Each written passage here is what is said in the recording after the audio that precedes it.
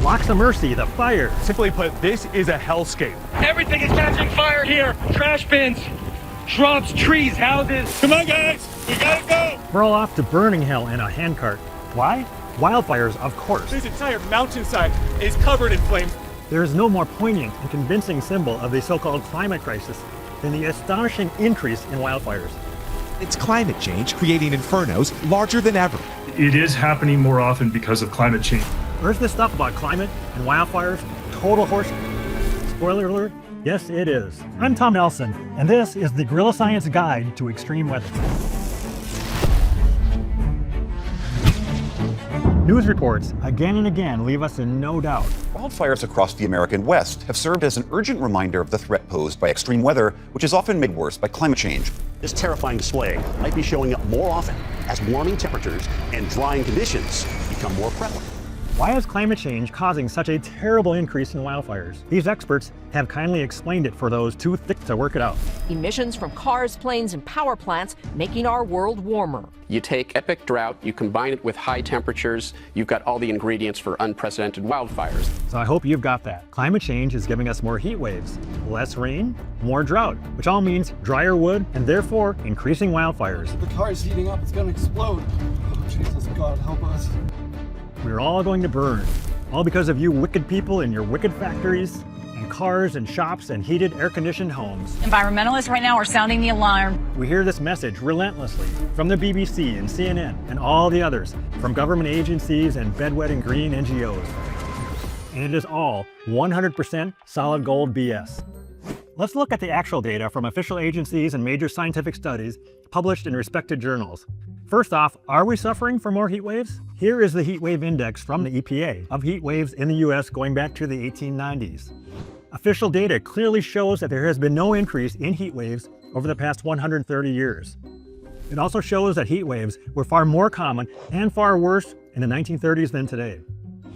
How about simply hot days? Here's data from NOAA. The first half of the 20th century saw many more hot days than we've seen in recent decades. And here's NOAA's record of maximum temperatures in the US for the past 20 years. There's no upward trend at all. So much for heat waves. How about rain? Climate change is making the kind of hot, dry weather California has experienced in recent months more likely. Less rain, remember, is going to encourage wildfires. All that wood and shrub will be bone dry thanks to global warming. If a fire ripped through here, it would destroy this area in a matter of minutes. Let's look at US rainfall over the past 120 years. This is from the EPA. Oh wow, look at that. A slight rise, slightly damper wood. How about globally? Well, according to satellite, there's been no change in rainfall for more than 40 years. But surely there must be more drought. I mean, global warming, yeah, and all those news reports told us drought's getting worse. 75% of the world's population could be facing drought by 2050. Here's NOAA's drought severity index going back to 1890. There's no trend up or down. And here's a more detailed breakdown of US droughts for the past 20 years, again from NOAA. Once again, there's no trend, up or down, no sign of any climate crisis whatsoever.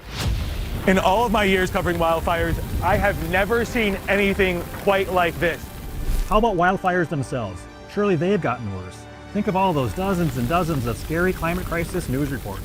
TV reporters covering the LA state of emergency were taken aback by the ferocity of the flames and wind. Here's a graph from the Washington Post proving wildfires in the US have gotten worse. And here's one from CNBC. Wildfires in the US are increasing, they tell us. You'll see lots of these graphs about the place, and they all have one thing in common. They all start in the early 1980s. Why is that? Given that we have data that goes back much further. This is why.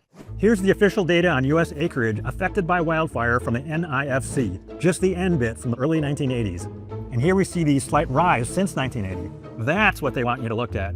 Let's zoom out and look at wildfires before 1980. Whoa, look at that.